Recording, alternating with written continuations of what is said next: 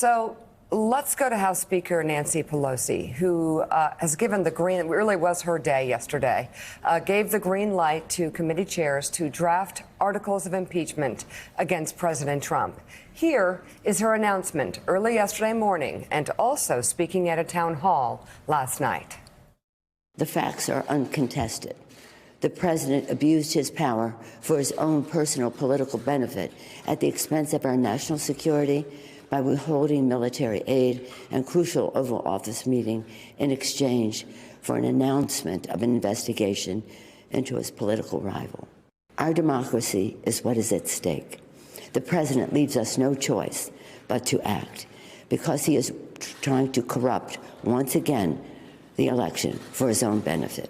Let me just say this. This isn't, we are saying the Ukraine. The Ukraine was the vehicle of the president's action, asking a president of another country to make an announcement that he was investigating the president's political opponent and withholding military assistance that was voted by the Congress of the United States, unless and until he did so, the president did so.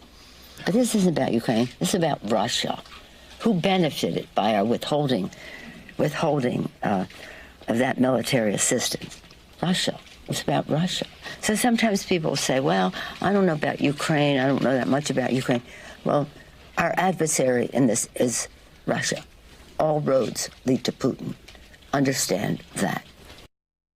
This is the first president has committed all of these things, as the constitutional experts said yesterday. Nobody ever has even come close. Not Richard Nixon even came close to his dishonoring his own oath of office. They had impeached Bill Clinton for personal indiscretion and misrepresenting about it. Impeached him. Some of these same people are saying, oh, this doesn't rise to impeachment. We're right there impeaching Bill Clinton for being stupid in terms of something like that. Well, let me just clarify until the Democrats stop saying that. He committed perjury in a sexual harassment suit about sexual harassment.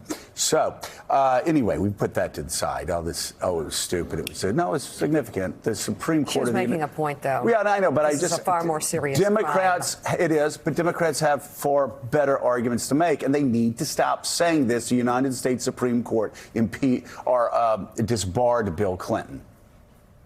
There are a lot of lawyers that if you look into their closets would be disbarred for that. And I'm sorry to go off on this, but Democrats, again, they weaken their arguments when they do this. All right? The Arkansas Supreme Court also disbarred Bill Clinton. That's a side note. Now, let's go to the heart of the matter. A historic day yesterday for Nancy Pelosi, Gene Robinson.